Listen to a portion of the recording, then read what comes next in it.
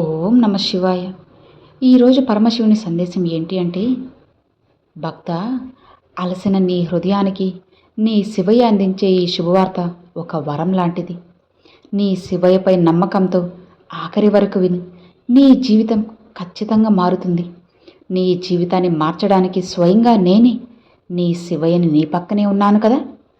మరి ఎందుకు భయం, ఎందుకు దిగులు చెప్పు. ఆఖరి వరకు విని నీ శివయ్య మాటల వెనుక ఉన్న ఆంతర్యం ఏమిటో ఇప్పుడే గుర్తించు.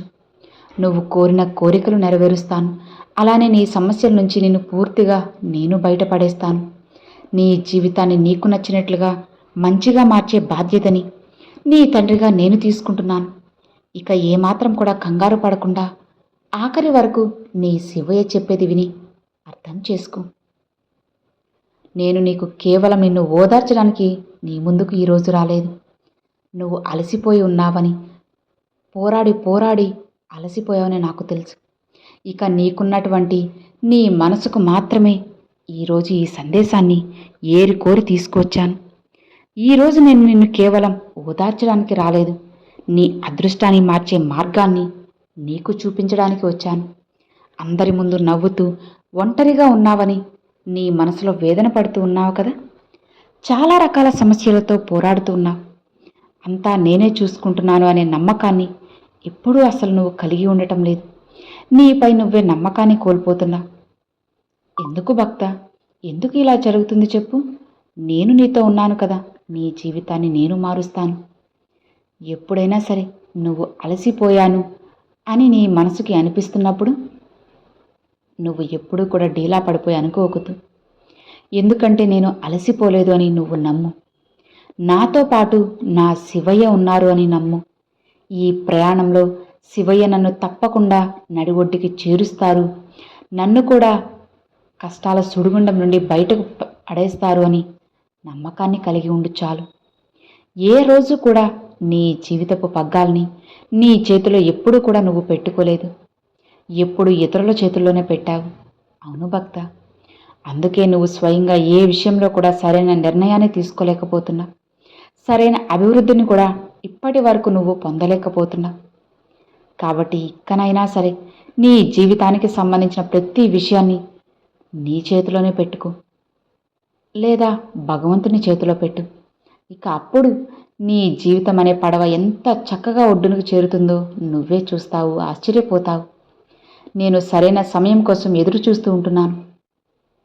ఇక అప్పుడు ఆ సమయం రాగానే నువ్వు అడుగుతున్న దానికంటే ఎన్నో రెట్లు ఎక్కువగా నేను ఇవ్వడానికి సిద్ధమై ఉన్నాను. ప్రపంచం నిన్ను భయపెడుతుంది. మనుషులు నీ లోపలే లోపాలు చూపిస్తున్నారు. కానీ నీ అంతరంగంలో కూర్చున్నటువంటి నా స్వరాన్ని నువ్వు వినలేకపోతున్నావు. నేను ఎప్పుడూ నీ మనసులో పదిలంగా కూర్చుని ఉన్నాను భక్త. నా మాటలు నువ్వెప్పుడైనా ఆలకించావా భక్త? అడుగుతున్నది నిన్నే, అర్థమవుతుందా? నేను ప్రతిరోజు నీతోనే మాట్లాడుతున్నాను. నేను నీకు తోడున్నాను, భయపడకు. ఎన్నో రకాలుగా నీకు చెప్తున్నాను కదా. కానీ నువ్వు బయట ఉన్నటువంటి వ్యక్తుల మాటల్ని, వారి శబ్దాలతో కూడినట్టు వారు చేసే అన్ని రకాల ప్రయోగాల్ని, అబద్ధపు మాటల్ని, అలానే నిన్ను మోసం చేసినటువంటి వ్యక్తుల్ని బాగా నమ్మి వారు చేసే కొన్ని విషయాల్లో మునిగి తేలి ఉన్నావు. అందుకే నా మాటల్ని నువ్వు వినడం కాస్త కష్టంగా ఉంటుందిలే. పూర్తిగా నన్ను, నా మాటల్ని నువ్వు వ్యతిరేకిస్తున్నావు. ఈరోజు నా ఈ సందేశం కేవలం కొన్ని విషయాలను గుర్తు చేయడానికి మాత్రమే కాదు. నువ్వు ఒంటరి వాళ్ళవి కాదు. నీ ఇంట్లో ఉన్న కలహాలు, నీ మనసులో ఉన్న గందరగోళాలు నిన్ను లోపల నుండి మరింత ఎక్కువగా నిరుత్సాహపరుస్తూ ఉండొచ్చు. అలానే అనారోగ్య సమస్యలు, వీటన్నిటికీ ముగింపు పలికే సమయం వచ్చేసింది. నేను నీ దగ్గరే ఉన్నాను భక్త, నీలోనే ఉన్నాను. నన్ను స్వయంగా ఎప్పుడైతే శివయ్య అంటూ ఆహ్వానిస్తావో, నీ కోపాన్ని విడిచిపెట్టి ద్వేషాన్ని తొలగించుకొని ఎప్పుడైతే ఇతరుల నుండి నువ్వు బయటపడేటువంటి ఆలోచన, అంటే ఇతరుల గురించి నువ్వు చేసే ఆలోచన నుండి నువ్వు ఎప్పుడైతే బయటపడతావో అప్పుడు నేను నీ యొక్క జీవితాన్ని ఏ విధంగా మారుస్తానో నువ్వే చూస్తావు, ఆశ్చర్యపోతావు. ఈ సందేశం కేవలం వినడానికి మాత్రమే కాదు, ఇది నీకు ముఖ్యమైన ఒక సూచనలా మంచి శుభవార్త అనేది నీకు అందబోతుంది. నేను నీకు ఇస్తున్న సంకేతం ఇది.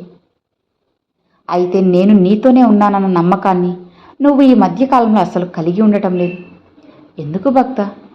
చాలా కాలంగా ఆగిపోయినటువంటి పని ద్వారా కావచ్చు, లేదా తెలియనటువంటి వ్యక్తి యొక్క సహాయం ద్వారా ఉండుండొచ్చు, లేదా నీకు దక్కవలసిన ఆదరణ దక్కకుండా పోవచ్చు. నువ్వు కోల్పోయినటువంటి అనుకున్న వంటి కోరిక పట్ల చాలా రకాలుగా ఆలస్యం చేస్తూ రావడం వల్ల కావచ్చు. ఇలా నాపై ఉన్న విశ్వాసాన్ని పూర్తిగా పక్కన పెట్టావు కదా. ఇక జరగదులే, ఇక శివయ్య నా పని జరిపించరులే అని నిరుత్సాహాన్ని కలిగి ఉన్నా. అయితే ఒక్కసారి నువ్వు అర్థం చేసుకో బిడ్డ, నీ శివయ్య ఎప్పుడూ కూడా నీతోనే ఉన్నారు. కానీ ఈ విషయాన్ని నువ్వే ఎందుకు మర్చిపోతున్నావు? ఆర్థిక విషయాలు భయపడేటువంటి ప్రతిసారి ఆర్థిక ఇబ్బంది నుండి నిన్ను బయటకు తీసుకొచ్చేది నేనే. అలానే నువ్వు ఎప్పుడైతే నేను ఒంటరిగా ఉన్నానని అనుకున్నప్పుడు నువ్వు ఒంటరిగా లేవు, నేను నీతోనే ఉన్నాను. నువ్వు హాయిగా నిద్రపోతున్నావన్న ధైర్యాన్ని ఇచ్చేది కూడా నేనే. అలానే నీకు దూరమైన గౌరవాలు కావచ్చు, నీకు దూరమైన బంధాలు కావచ్చు, తెలియని మనుషుల ద్వారా నువ్వు పడ్డ వేదన కావచ్చు, ఆటుపోట్లు కావచ్చు, ఇలా ఏదైతేనేమి ఇవన్నీ కొన్ని నువ్వు తెలుసుకోవాల్సిన విషయాలు. కాబట్టి భక్త, కొన్ని విషయాల్లో పెద్దగా నేను కలుగు చేసుకోనేమో, కానీ ఒక్క విషయం మాత్రం చెప్తున్నాను, నీ వెంట నేను లేను అనేది మాత్రం అసత్యం. నీ వెంట ఉన్నానన్నదే సత్యం. నేను నీ వెంట ఉండబట్టి ఇప్పటి వరకైనా నువ్వు ఇంతవరకు నిలబడి ఉన్నావు. నువ్వు శ్రద్ధగా ఆలకించు, శ్రద్ధగా మనసు పెట్టి చూడు. ఒక్కసారి గతం గురించి ఆలోచించు. నేను ఎప్పుడూ కూడా నీకు ఎలాంటి సాయం చేయలేదా? నువ్వే చెప్పు. నువ్వు తరచూ నన్ను అడుగుతూ ఉంటావు కదా, శివయ్య నాకే ఎందుకు ఇలాంటి పరిస్థితుల్ని ఇచ్చావు? చెప్తాను విను భక్త. నిప్పులో బంగారం అనేది కాలిస్తేనే కదా అది స్వచ్ఛమైన ఒక అద్భుతమైన ఆభరణంలా తయారవుతుంది. కాబట్టి నేను కూడా నిన్ను కష్టాలు అని నడిపిస్తూ వచ్చినప్పుడే నువ్వు దాని గురించి తెలుసుకుంటా, వాటి గుణగణాలు గుణపాఠాలు ఎన్నో తెలుసుకుంటా. అప్పుడు నువ్వు ఊహించినటువంటి సహనానికి నేను నిన్ను మెచ్చి నీకు ఫలితాన్ని ఇవ్వడానికి సిద్ధమవుతాను. అయితే ఈరోజు ఈ సందేశం విన్న తర్వాత నీ మనసులో ఉన్న ఆ భారం పూర్తిగా తొలగిపోతుంది. అలసిపోయి ఉన్నటువంటి నీ మనసుకి పూర్తిగా విశ్రాంతి దొరుకుతుంది. రాత్రంతా కూడా నువ్వు మేలుకో, నీ భవిష్యత్తు గురించి మంచి ఆలోచన చేయడం మొదలుపెట్టు. ఇప్పటి వరకు గందరగోళమైనటువంటి ఆలోచనలో ఇరుక్కున్నావు కదా, ఇక నుండి భవిష్యత్తు గురించి అద్భుతమైన ఆలోచనలు చేసే దిశగా ఈరోజు రాత్రి నువ్వు పూర్తిగా మేల్కొనే ఉండాలి. నిన్ను ఈ భూమికి పంపించినప్పుడు నీ ఆహారం, నీ ఆనందం, నీ భవిష్యత్తు అన్నిటికీ కూడా ముందుగానే భగవంతుడు సిద్ధం చేసేశాడు. అయితే నేను నీకు దగ్గర అవ్వాలి, నీవు కూడా నాకు దగ్గర అవ్వాలి అని మన ఇద్దరి బంధం అనేది ముందే రాసిపెట్టి ఉంది. కాబట్టి ఈ జన్మలో మనమిద్దరం ఇంత దగ్గరైనటువంటి ఒక తీరని ఆనందంతో కూడిన తండ్రి కూతుర్ల వలె ఉన్నా, తండ్రి బిడ్డల వలె ఎంతో సంతోషంగా ఉంటున్నాం. ఏ కష్టం వచ్చినా, చిన్న సమస్య వచ్చినా, ఆనందం వచ్చినా ఒక దైవ స్వరూపంగా, గురు స్వరూపంగా నాతో చెప్పుకుంటున్నావు కదా, అది నాకు చాలా సంతోషంగా ఉంది. కానీ నాపై నమ్మకాన్ని మాత్రం నువ్వు కలిగి ఉండడం లేదు. ఇకపై నీకు ఏ కష్టం కూడా నీ మనసును తాకదు. ఇప్పుడు నీకు రక్షకుడిలా నేనున్నాను. నిన్ను మరింత ఎక్కువగా నీకు కావలసినవి ఇవ్వటానికి ఈ శివయ్య సిద్ధంగా ఉన్నారు. నమ్మకం ఉంచుకో. ఇప్పటి వరకు నీకు నమ్మకం లేదు కదా, కాబట్టి ఇకపై నువ్వు నాపై నమ్మకాన్ని పెట్టుకో. అద్భుతాలు నీ జీవితంలో ఎన్నో జరగబోతున్నాయి. నువ్వు నా వైపు ఒక అడుగు వేస్తే నేను నీ వైపు 1000 అడుగులు వేస్తానని బోలెడుసార్లు చెప్పాను కదా.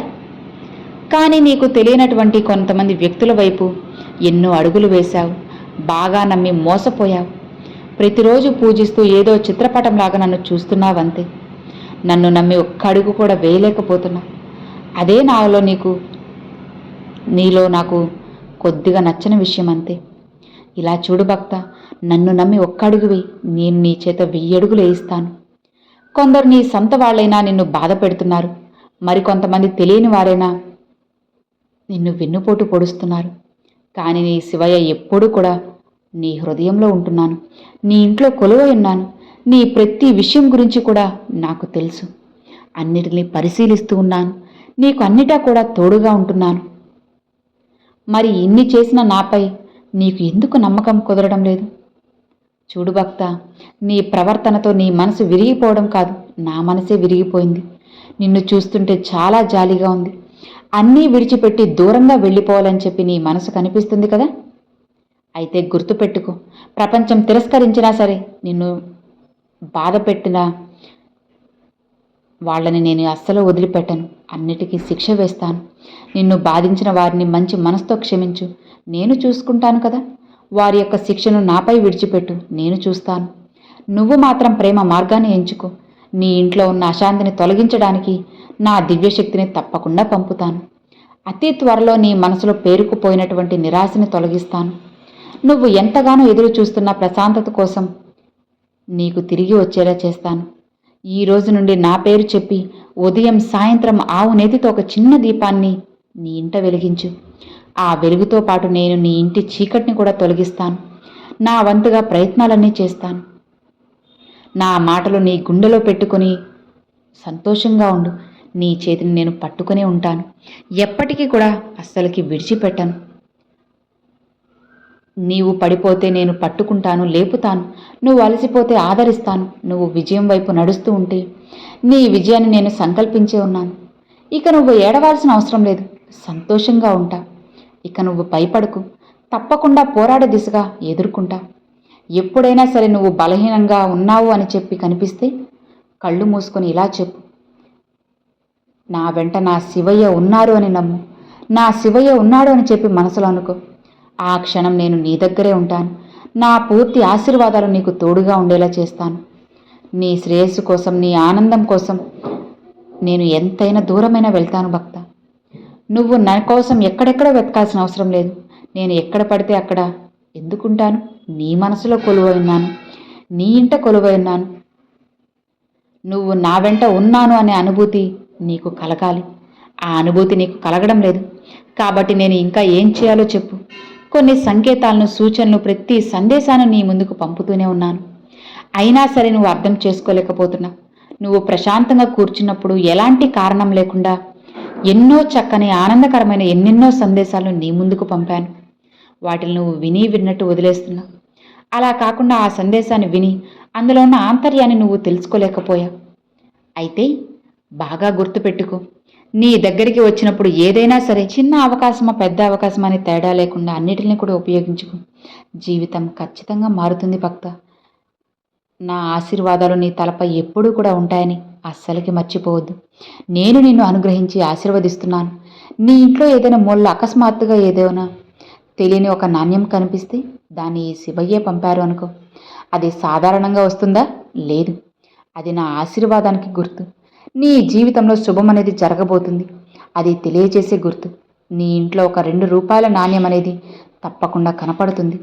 అది నువ్వు శ్రద్ధగా ఆలకించు. ఇది ఈ శివయ్య నీకోసం పంపారు అని నువ్వు తెలుసుకో. నీకు మంచి శుభవార్తలు పంపబోతున్నాను. ఈ సందేశమే దానికి సరైన ముఖ్య సంకేతమని గుర్తుపెట్టుకో. ఈ శివయ్య నీకు తోడు ఉన్నంత వరకు నీ జీవితం ఎప్పటికీ కూడా సంతోషంగా, ఆనందంగా ఉంటుంది. ఇక ఎలాంటి బాధ, భయమో నీకు అస్సలు అవసరం లేదు. ధైర్యంగా ఉండు భక్త. నీ శివయ్య నీకు తోడు ఉన్నారు కదా. జరగాల్సినవన్నీ జరిపిస్తాను. ఇక నిశ్చింతగా ఉండు అని ఈరోజు శివయ్య ఈ సందేశాన్ని అయితే పంపారండి.